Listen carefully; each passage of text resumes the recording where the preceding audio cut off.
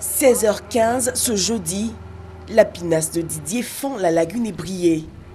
De part et d'autre de son embarcation des salades d'eau douce, à chaque avancée, Didier use d'une longue tige de bambou pour empêcher ses salades d'étouffer le moteur de son engin.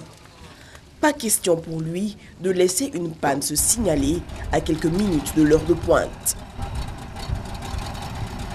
À bord de la pinasse, c'est l'heure de payer les frais de transport. 200 francs par personne. Sans un mot, les quelques 15 passagers embarqués à Cocody s'acquittent de leur dû. Parmi elles, Naomi. Elle vit à Marcory sans fil et tient un petit commerce à Cocody Mbadon.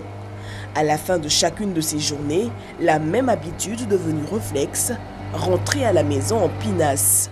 Mon petit commerce à la rivière Mbadon, donc c'est à 100 fil, donc ça me revient vraiment moins cher. On doit prendre le pont à 500, aller-retour 1000 francs.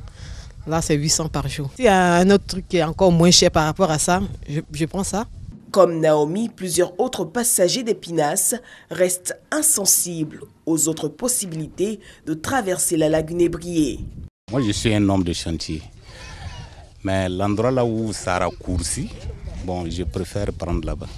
Voilà pourquoi je prends le pinasse. Si nous prenons par la pinasse, c'est plus rapide de vaquer à ces occupations, surtout si vous avez des activités dans cette zone. Si vos activités tournent un peu loin au plateau et tout, on peut prendre par le nouveau pont. C'est juste 200, on prend. Et puis bon, ça va vite quoi.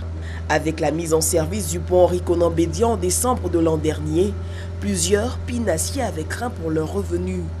Même si les chiffres ont connu une légère baisse, l'activité, semble-t-il, résiste. Bon, avant, à la descente, on pouvait atteindre au moins 90 à 100 000. Si ça donne bien, même maintenant, ça balance entre 80 à 70. C'est que ça rapporte. Le truc, ça rapporte. Quand tu es toi-même un propriétaire, ça rapporte. Voilà. Parce que tous les éléments qui travaillent dedans s'en sortent. De quoi faire même rêver certains jeunes travailleurs au compte des propriétaires de pinasses, à l'exemple de ce jeune passeur qui se fait appeler Caïman. Venu au métier 10 ans plus tôt, il rêve aujourd'hui de pouvoir se mettre à son propre compte.